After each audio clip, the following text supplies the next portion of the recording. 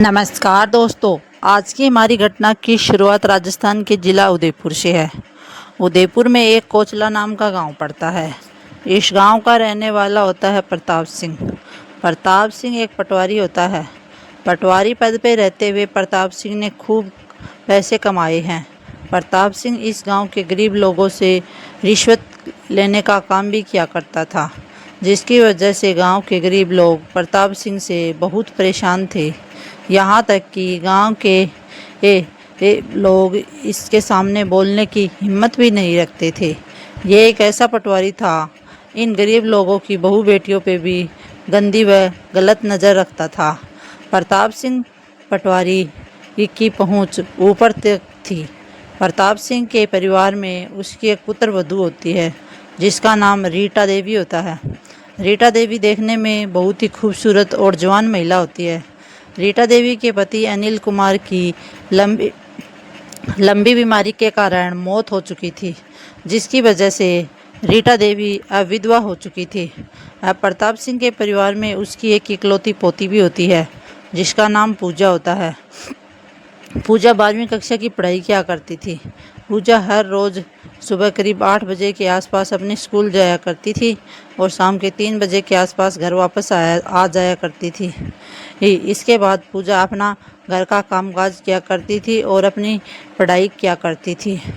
पूजा अपनी माँ का पढ़ाई के साथ साथ खेत के काम में भी हाथ बटाया करती थी। पूजा को देखने के बाद गांव के सभी लोग एक ही बात करते थे, बेटी हो तो पूजा जैसी, नहीं तो घर में बेटी होनी ही नहीं चाहिए।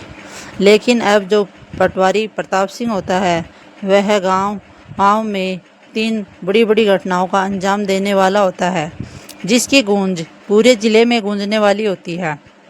इसी तरीके से कुछ दिनों का वक्त गुजर जाता है। एक तारीख आती है, 5 जून 2026 का दिन होता है। सुबह के तकरीबन 9 बजे के आसपास का टाइम होता है। जो प्रताप सिंह होता है, वह खाना खाकर खेतों में चला जाता है और खेतों के कामकाज में व्यस्त हो जाता है। घर पर प्रताप सिंह की पुत्र वधू रीटा होती है। रीटा घर का कामकाज किया करती थी। दूसरी तरफ जो रीटा की बेटी पूजा होती है, वह स्कूल की पढ़ाई कर रही होती है, क्योंकि पूजा की स्कूल की छुट्टियां शुरू हो चुकी थी। उसी समय दरवाजे पे दस्तक होती है। रीटा अपने घर का दरवाज़ा खोलती है तो देखती कि सामने उसकी पड़ोसन निर्मला देवी खड़ी होती है। निर्मला देवी एक विधवा महिला होती है। निर्मला देवी एक ऐसी महिला होती है जो अमीर लोगों को अपने जाल में फंसा लेती है और उनके साथ रातें रंगीन करती है और उनसे कुछ पैसे लिया करती थी। निर्मला देवी का बस यही काम होता है। निर्मला देवी अब इसके बाद रीटा से मिलती है और रीटा से पूछने लगती कि तुम्हारा ससुर कहाँ पर गया है। तब रीटा देवी निर्मला को कहती है कि मेरा ससुर आज खेत में चला गया है और वो 1 घंटे के तकरीबन बाद में लौटेगा। इसके बाद निर्मला देवी कहने लगी कि मुझे तुम्हारे ससुर से कोई ज़रूरी बात करनी है। खैर कोई बात नहीं, अभी वो खेत में चली जाती हूँ। इसके बाद निर्मला देवी रीटा देवी के घर से बाहर निकलती है और थोड़ी देर बाद प्रताप सिंह के खेत में पहुँच जाती है। प्रताप सिंह के खेत में पहुंचने के बाद प्रताप सिंह पटवारी की नज़र जैसे ही निर्मला देवी की खूबसूरती और सुंदरता पे पड़ती है, तो प्रताप सिंह पटवारी महिला को देखकर मन में सोचता है कि आज निर्मला मेरे खेत में क्यों आई है। वैसे भी ये खूबसूरत और नौजवान महिला है, इसको तो किसी न किसी तरीके से हासिल करना ही होगा। जब ऐसे ऐसे ख्याल प्रताप सिंह के मन में चल रहे होते हैं, तो उसी समय निर्मला देवी अब प्रताप सिंह पटवारी को कहने लगती कि देखो पटवारी साहब, मेरे पति की 6 साल पहले मौत हो चुकी है और अब मेरी पेंशन आज तक नहीं बनी है। तुम मेरी विधवा पेंशन बना दो। जैसे ही मेरी विधवा पेंशन बन जाएगी, इसके बाद मेरे घर का गुजारा अच्छी तरीके से चलने लग जाएगा। निर्मला देवी अब इस पटवारी को कहने लगती है कि देखो मेरे पास अपने 2 छोटे बच्चे हैं और मेरे घर में गरीबी है। अब जैसे ही पटवारी साहब इस महिला की इन बातों को सुनता है, तो कहने लगता है कि तुम किसी बात की फिक्र मत करो, मैं तुम्हारी विधवा पेंशन ज़रूर बनवा दूंगा। हाँ, लेकिन प्रताप सिंह पटवारी होता है इस महिला की खूबसूरती और सुंदरता को देखते ही रहता है और मन में सोचता है क्यों ना इस महिला से अपनी ज़रूरतों को पूरा किया जाए और महिला के साथ अपना वक्त गुजारा जाए। फिर पटवारी साहब निर्मला देवी को कहने लगता है कि तुम्हारी विधवा पेंशन मैं ज़रूर बनवा दूंगा, लेकिन तुम्हें मेरे साथ सोना पड़ेगा। जैसे ही साफ साफ शब्दों में निर्मला देवी को ये बात कही जाती है तो निर्मला देवी कुछ कम नहीं होती। निर्मला देवी अपने मन में सोचने लग जाती, पटवारी प्रताप सिंह के पास अच्छा खासा पैसा है, उसकी पहुंच भी बहुत ऊपर तक है, और अगर मैं इसके साथ अपना वक्त गुजार लेती हूँ और इसको अपने प्रेम जाल में फंसा लेती हूँ तो मुझे बहुत सारे पैसे देगा। जब ऐसे ऐसे ख्याल निर्मला देवी के मन में आते हैं तो निर्मला देवी उसी समय पटवारी साहब को कहने लगी, देखो पटवारी साहब, तुम ऐसा करना कि आज रात मेरे घर पे आ जाना, मैं तुम्हारी सारी इच्छाओं को पूरा कर दूंगी। लेकिन प्रताप सिंह पटवारी बहुत ही चालाक व्यक्ति होता है। प्रताप सिंह कहने लगा कि देखो, मैं तुम्हारे घर पे नहीं आऊँगा, बल्कि तुम्हें ही आज मेरे खेत में आना पड़ेगा। मेरे खेत में 2 आलीशान कमरे बने हुए हैं, हर कमरे में मैंने एसी लगा रखी है, यहाँ पर किसी चीज़ की कोई कमी नहीं है। अब जैसे ये बातें निर्मला देवी सुनती है तो निर्मला देवी मान जाती है। निर्मला देवी कहने लगती है कि आज रात करीब 10:30 बजे के आसपास मैं तुम्हारे खेत में ज़रूर आ जाऊंगी। इसके बाद पटवारी साहब कहता है कि तुम विधवा पेंशन की फिक्र मत करो, मैं तुम्हारी विधवा पेंशन ज़रूर बना दूंगा। इसके बाद निर्मला देवी पटवारी साहब के खेत से बाहर निकलती है, सीधे अपने घर चली जाती। जैसे ही पूरा दिन गुजर जाता है, रात के तकरीबन 8 बजे का टाइम होता है, निर्मला देवी अपने पूरे परिवार के लिए खाना तैयार करती है, अपने छोटे छोटे बच्चों को खाना खिलाती है। खाना खिलाने के बाद उन्हें कमरे में सुला देती है। अब जैसे ही रात के करीब 10 बजे के आसपास का वक्त हो जाता है और निर्मला देवी अपने मन में सोचती है कि क्यों ना मुझे अब पटवारी साहब के खेत में चलना चाहिए। इसी तरीके से रात के 10:30 बजे के आसपास निर्मला देवी दबे पांव अपने घर से बाहर निकलती है और सीधे पटवारी साहब के खेत में पहुंच जाती। पटवारी साहब खेत में बने हुए 2 आलीशान कमरों में बैठ के शराब पी रहा था। उसको काफ़ी नशा हो चुका था। महिला इस पटवारी के खेत के कमरे में प्रवेश करती है। पटवारी प्रताप सिंह महिला की खूबसूरती को देख के बड़ा खुश होता है। प्रताप सिंह अपने मन में सोचता है कि आज इसके साथ अपनी पूरी इच्छाएं पूरी करूंगा। वास्तव में होने भी ऐसे ही वाला था। इसके बाद महिला निर्मला देवी कमरे के अंदर प्रवेश करती है तो खुद कमरे का दरवाज़ा बंद करती है और फिर इसके बाद इस बंद कमरे के अंदर निर्मला देवी और प्रताप सिंह के बीच गलत रिश्ते कायम होने शुरू हो जाते हैं। दोनों मिलकर अपनी अपनी इच्छाओं को पूरा करने लग जाते हैं। दोनों तब तक गलत काम को अंजाम देते हैं तब तक दोनों की इच्छाएं पूरी नहीं हो जाती। इसके बाद निर्मला देवी कहने लगती है कि अब मैं घर पे अकेली नहीं आ सकती, काफ़ी रात हो चुकी है, तुम मुझे ये घर पे छोड़ के आ जाओ। प्रताप सिंह कहने लगता है कि कोई बात नहीं, मैं तुम्हें ये घर पे छोड़ कर आ जाऊंगा। इसी तरीके से अब प्रताप सिंह इस समय इस महिला निर्मला देवी को अपने मोटरसाइकिल के माध्यम से उसके गांव में उसके घर पे छोड़ के आ जाता है। रात के ही समय में इस निर्मला देवी के घर पे छोड़ता है और फिर वापस अपने खेत में आ जाता है। इसके बाद खेत में जाने के बाद जो प्रताप सिंह पटवारी होता है वह गहरी नींद में सो जाता है। इसी तरीके से अब पटवारी प्रताप सिंह और निर्मला देवी की प्रेम कहानी शुरू हो जाती है। अब जब भी प्रताप सिंह का मन करता वो महिला को फ़ोन कॉल करता और सीधे अपने खेत में बुला लिया करता था। इस महिला को कुछ पैसे भी दे दिया करता था और अपनी रातें रंगीन किया करता था और इसके साथ कुछ वक्त भी गुजार लिया करता था। ऐसे ही कुछ दिन बीत जाते हैं। एक तारीख आती है, 15 जून 2026 का दिन होता है। सुबह के तकरीबन 8 बजे का टाइम होता है। प्रताप सिंह अपने एक खेत में चला जाता है। खेत में जाने के बाद अपने आलीशान कमरे में बैठ के काफ़ी देर तक शराब पीता है। शराब पीने के बाद उसको नशा हो जाता है और रात के करीब 8:30 बजे के आसपास महिला निर्मला देवी को फ़ोन कॉल करता है और निर्मला देवी को कहता है कि निर्मला, तुम्हें आज रात मेरे खेत में आना पड़ेगा। निर्मला देवी कहती है कि मैं आज आपके खेत में नहीं आऊँगी, आज तुम्हें ही मेरे घर आना पड़ेगा।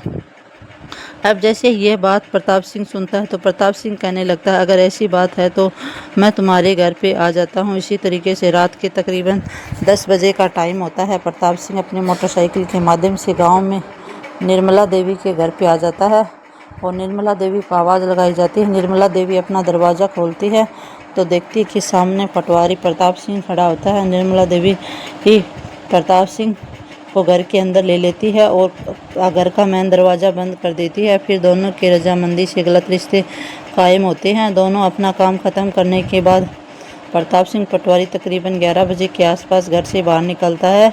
निर्मला देवी लेकिन जो निर्मला देवी होती है उसके पड़ोस में एक महिला रहती है जिसका नाम अलका होता है।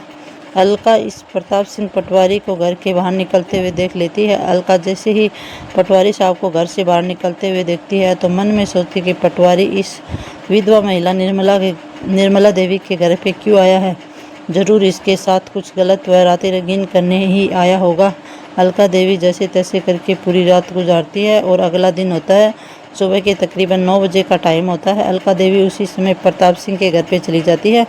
प्रताप सिंह के घर पे जाने के बाद उसकी पुत्र वधू रीटा होती है और रीटा से मिलती है और रीटा को कहती है कि तेरा ससुर रीटा अब गलत रास्ते पे चल चुका है। तेरा ससुर प्रताप सिंह है जो वह गांव की विधवा महिला निर्मला देवी है उसके घर पे रातें रंगीन करने के लिए जाया करता था। रीटा देवी ये बातें सुनती है तो रीटा देवी को गुस्सा आ जाता है और रीटा देवी अपने ससुर प्रताप सिंह से बहुत ज़्यादा डरा करती थी। रीटा देवी अपने ससुर प्रताप सिंह को कुछ नहीं कहती, लेकिन रीटा देवी अलका को कहती है कि मैं अभी उसी समय महिला निर्मला देवी के घर पे जाती हूँ और उसको सबक सिखाकर आती हूँ। इसी तरीके से रीटा देवी अपने घर से बाहर निकलती सीधा निर्मला के घर पे चली जाती है। निर्मला को कहने लगती है कि अगर आज के बाद तो मेरे ससुर से मिली तो मैं तुम्हारी पुलिस थाने में शिकायत दर्ज करा दूंगी।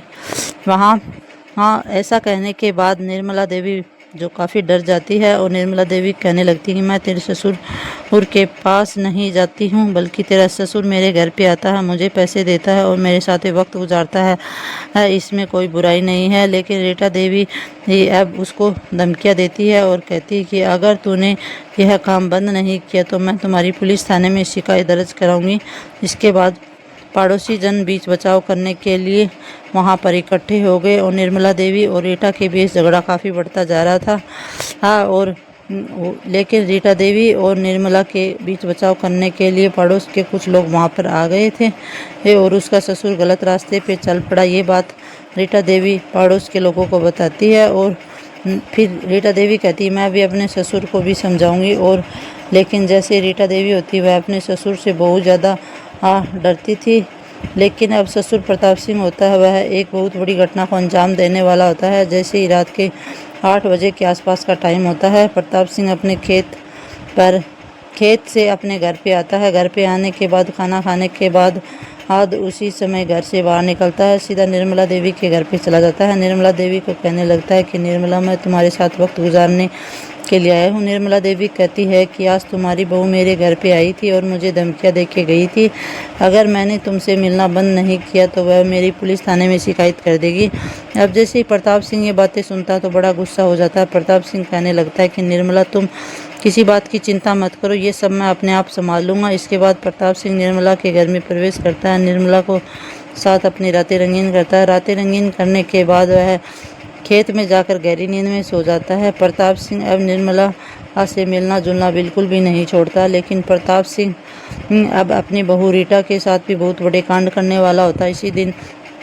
इसी तरीके से कुछ दिनों का वक्त गुजर जाता है। एक तारीख आती है, 4 जुलाई 2026 का दिन होता है। सुबह के 9 बजे का टाइम होता है। रीटा देवी अपने ससुर प्रताप सिंह के लिए खाना तैयार करती है, जबकि प्रताप सिंह अपने कमरे में बैठा होता है। रीटा देवी जैसे ही खाना तैयार करके अपने ससुर को खाना लेकर जाती है तो प्रताप सिंह की नीयत में कमी आ जाती है और जो रीटा देवी पे वह गलत व खराब नज़र डालता है। प्रताप सिंह मन में सोचता है कि मेरी पुत्र वधू तो वो विधवा है लेकिन मैं इसका विधवापन दूर कर सकता हूँ, मैं इसके साथ वक्त गुजारना चाहता हूँ। ऐसे ख्याल प्रताप सिंह के मन में आने लग जाते हैं और उसी समय अपनी पुत्र वधू रीटा को कहने लगता है कि रीटा तुम्हें किसी बात की चिंता है और किसी बात की फिक्र है तो तुम मेरे को बता सकती हो। परंतु रीटा देवी अपने ससुर से कहने लगी कि पिताजी ने आज मेरी माँ का फ़ोन कॉल आया था, वह बीमार है, मुझे अपने मायके 2 दिन के लिए जाना। उसी समय प्रताप सिंह कहने लगता है कोई बात नहीं, मैं तुम्हें छोड़कर आ जाऊँगा। अब जैसे ही प्रताप सिंह ये बातें कहता है तो रीटा देवी कहने लगी कि मैं अपनी बेटी पूजा को साथ लेकर जाऊँगी। लेकिन उसी समय प्रताप सिंह कहने लगता है कि उसकी पढ़ाई ख़राब हो जाएगी, तुम उसे साथ मत लेके जाओ, तुम अकेली चली जाओ। इसी तरीके से प्रताप सिंह अपनी बहू रीटा को कहता है कि तुम जल्दी से तैयार हो जाओ, मैं तुम्हें छोड़ने के लिए चला जाता हूँ। इसके बाद रीटा जल्दी से तैयार होने के बाद सज धज के रीटा कमरे से बाहर आती है तो प्रताप सिंह की नीयत रीटा पे बहुत ज़्यादा ख़राब हो चुकी थी। उसी समय प्रताप सिंह खाना खाने के सीधा ही रसोई में जाता है और वहाँ से एक चाकू उठाता है और अपनी जेब में रखता है और अपनी बहू को कहने लगता है कि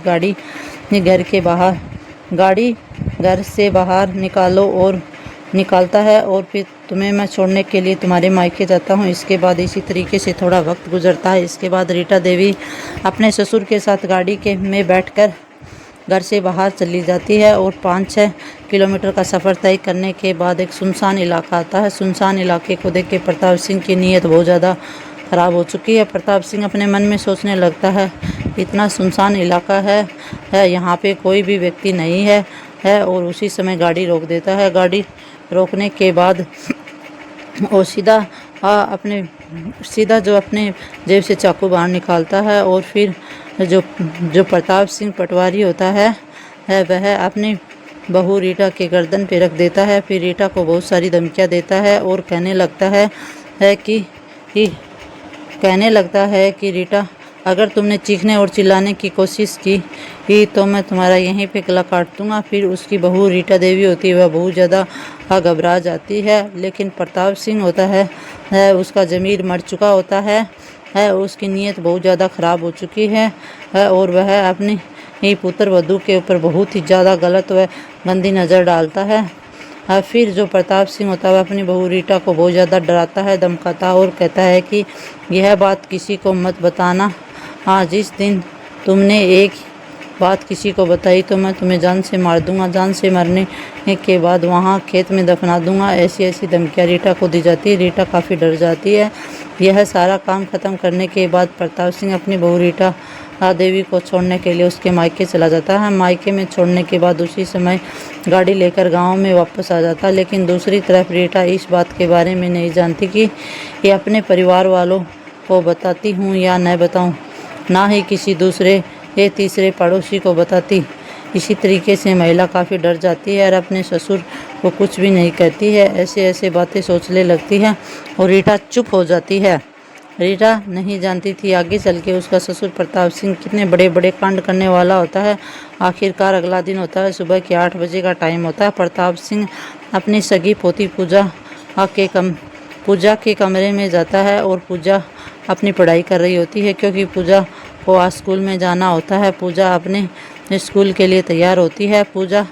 प्रताप सिंह भी अलग से कमरे में बैठा होता है। पूजा उसी समय अपने दादा प्रताप सिंह के पास जाती है और कहने लगती है कि दादाजी, आज मुझे स्कूल की फ़ीस देनी है, अगर फ़ीस नहीं जमा कराई तो प्रिंसिपल डांटेंगे। प्रताप सिंह कहने लगता है कि तुम फिक्र मत करो, आज मैं स्कूल में ही जाऊंगा और फिर खुद तुम्हारी स्कूल फ़ीस जमा करा दूंगा। बस इतनी सारी बातें सुनने के बाद पूजा अपना स्कूल बैग उठाती है और सीधे स्कूल में चली जाती है। लेकिन प्रताप सिंह आज अपने घर पे अकेला होता है। प्रताप सिंह 1 घंटे का वक्त गुजर जाने के बाद कुछ पैसे लेता है और सीधा मोटरसाइकिल के माध्यम से पहले तो खेतों में जाता है। खेतों का कामकाज खत्म करने के बाद सीधा स्कूल में आ जाता है। स्कूल में आने के बाद प्रिंसिपल राम सिंह से मिलता है। राम सिंह को कहता है कि मुझे अपनी पोती पूजा की फ़ीस जमा करवानी है।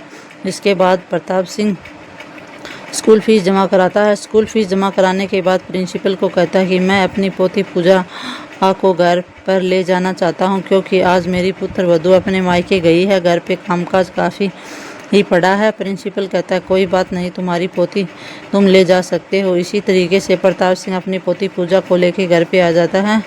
प्रताप सिंह मोटरसाइकिल पर अपनी पोती को बिठाता है और अपनी पोती को लेकर पहले खेतों में चला जाता है, क्योंकि खेत में कुछ सब्जियां लगी होती है। पहले सब्जियां तोड़ता है, फिर गांव में वापस आ जाते हैं। उसी समय पूजा कहने लगती है, दादाजी आज खेत में जाए तो मुझे काफ़ी लंबा समय हो गया है, मैं भी अपने खेत को देखना चाहती थी। इसी तरीके से प्रताप सिंह अपनी मोटरसाइकिल का रूप बदलता है और सीधा खेतों की तरफ जा चुका होता है। प्रताप सिंह अपनी पोती पूजा को लेकर खेत में चला जाता है। पूजा सब्जियां तोड़ती है, लेकिन प्रताप सिंह होता है वह आलीशान कमरे को खोलता है, कमरे के अंदर जाता है। कमरे के अंदर बैठकर शराब पीना शुरू कर देता है। लगभग 10-15 मिनट का वक्त गुजर जाने के बाद पूजा ने भी सब्जियां तोड़ रखी थी। पूजा इसके बाद अपने दादा प्रताप सिंह के कमरे में चली जाती है। पूजा देखती है कि दादाजी शराब पी रहे हैं। पूजा अपने दादाजी को कहने लगती है कि दादाजी, तुम कभी भी दिन में शराब नहीं पीते हो, तुम अक्सर रात को ही शराब पीते हो, लेकिन आज तुम दिन में शराब क्यों पी रहे हो? प्रताप सिंह कहने लगता है कि आज मेरा थोड़ा सा मन उदास है, उसी वजह से मैं दिन में शराब पी रहा हूँ। लेकिन लड़की पूजा होती है, वह कुछ भी समझ नहीं पाती। इसके बाद जो दादा प्रताप सिंह होता है उसकी नीयत पूजा पे ख़राब हो चुकी थी। पूजा प्रताप सिंह होता है वह मौका देखता है और उसी समय कमरे का दरवाज़ा बंद कर देता है। दरवाज़ा बंद करने के बाद प्रताप सिंह दराती उठा लेता है और चारा काटने की दराती उठाकर अपनी पोती पूजा की गर्दन पे रख देता है और पूजा को धमकियाँ देता है कि तुमने चीखने चिल्लाने की कोशिश की तो मैं तुम्हारा गला काट दूंगा। पूजा जैसे ही गले पे दराती को देखती है तो पूजा डर जाती है। पूजा ना तो चीख सकती और ना ही चिल्ला सकती क्योंकि कमरे का दरवाज़ा अंदर से बंद है। इसके बाद प्रताप सिंह अपनी सगी पोती पूजा के साथ गलत व गंदा काम करना शुरू कर देता है। पूजा उसको कहती है कि दादा तुम ऐसा गंदा काम और गलत काम मत करो क्योंकि मैं तुम्हारी पोती हूँ। लेकिन दादा प्रताप सिंह होता है उसका ज़मीर मर चुका होता है, वह शराब के नशे में धुत होता है, उसको कुछ भी समझ नहीं आता। इसी तरीके से प्रताप सिंह अपनी पोती को डराता है, धमकाता है और गंदा और गलत काम को अंजाम देता है। फिर उसको और ज़्यादा डराता धमकाता है, अगर तुमने किसी को बताने की कोशिश की तो मैं तुम्हें जान से मार दूंगा और तुम्हारी माँ को भी जान से मार दूंगा। जब ऐसी बातें पूजा को कही जाती हैं तो पूजा काफ़ी डर जाती है। इसके बाद सारा काम करने के बाद प्रताप सिंह अपनी पोती पूजा को लेकर गांव में आ जाता है। गांव में आने के बाद पूजा को कहता है कि मैं अब रात के समय में ही घर आऊँगा, आज रात मैं तुम्हारे साथ इसी काम को दोहराऊँगा। अब जैसे ही ये बातें पूजा को कही जाती तो पूजा चुप रह जाती है। आखिरकार प्रताप सिंह अपने घर से बाहर निकलता है और अपने खेत में चला जाता है। खेत में जाकर शराब पीना शुरू कर देता है। लेकिन पूजा घर पर अकेली होती है।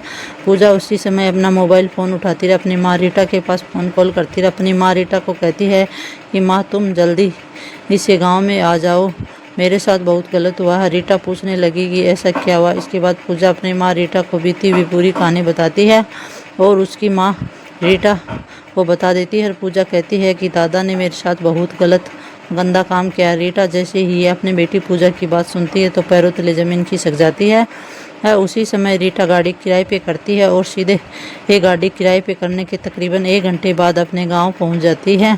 इसके बाद रीटा अपनी बेटी पूजा से मिलती है और पूजा से दोबारा से पूरी कहानी अपनी माँ को बताती है। पूजा रोते रोते अपनी माँ रीटा को पूरी अपनी बात सुना देती है। लेकिन वहाँ पर रीटा देवी भी अपनी बेटी पूजा को सामने से रोना शुरू कर देती है। रीटा पूजा को कहती है कि बेटी मेरे साथ भी तुम्हारे दादा ने गलत व गंदा काम किया है। यह बात पूजा सुनने के बाद बहुत गुस्सा आ जाता है।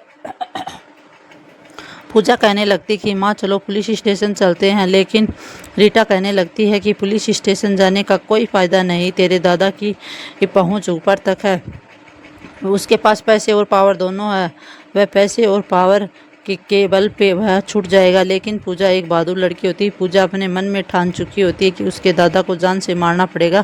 पूजा उसी समय अपनी माँ रीटा से कहती कि माँ अगर ऐसी बात है तो आज रात मेरे दादा को ख़त्म करेंगे। रीटा भी तैयार हो जाती। इसी तरीके से दोनों की योजना बन चुकी होती है। जैसे ही रात के तकरीबन 9:30 बजे के आसपास का टाइम होता है, पूजा उसी समय अपने खेत में बैठकर प्रताप सिंह अपने खेत में बैठकर शराब पी रहा था। शराब के नशे में धुत होकर रात के 10 बजे के आसपास खेत से बाहर निकलता है और मोटरसाइकिल के माध्यम से सीधा अपने घर पे आता है।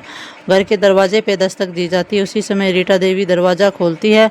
प्रताप सिंह जैसे ही अपने पुत्र वधू रीटा को देखता है तो एक पल के लिए पैरों तले ज़मीन खिसक जाती है। प्रताप सिंह मन में सोचता है कि आज तो डर सा लग रहा है कि रीटा देवी अचानक कहाँ से आ गई। फिर प्रताप सिंह घर के अंदर आता है और रीटा को कहने लगता है कि जल्दी से मेरे लिए खाना तैयार करो। लेकिन उसी समय जो उसकी बेटी पूजा होती है वह घर का मुख्य दरवाज़ा बंद कर देती है। पूजा जल्दी में एक बड़ी सी ईंट उठाती है। ईंट उठाकर अपने दादा के सिर पे मार देती है, जिसकी वजह से प्रताप सिंह नीचे गिर जाता है और पूजा उसी समय सीधा रसोई में जाती है। रसोई में धारदार चाकू उठाती है और अपने दादा के पेट पे 3-4 बार वार कर देती है। इसी तरीके से 3-4 बार वार करने के बाद उसके दादा के पेट की आंतड़ियाँ फट जाती हैं और टूट जाती हैं और बाहर निकल जाती हैं। लेकिन बेटी पूजा होती है, उसको बहुत ज़्यादा गुस्सा आ चुका था। पूजा अपनी माँ रीटा को कहती है कि माँ चाकू मुझे दो मैं भी अब दादाजी का पूरा हिसाब किताब बराबर कर देती हूँ। इसके बाद दोनों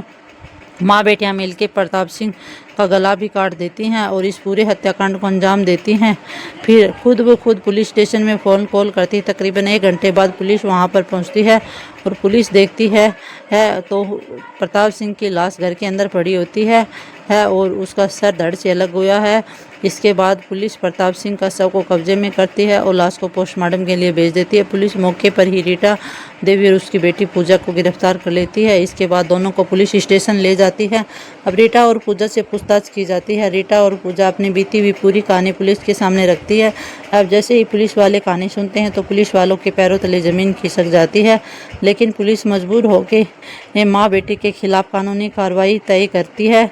इसकी यह बात भविष्य ही तय करेगा और जज साहब पूजा और रीटा को आखिरकार क्या सज़ा सुनाएगी।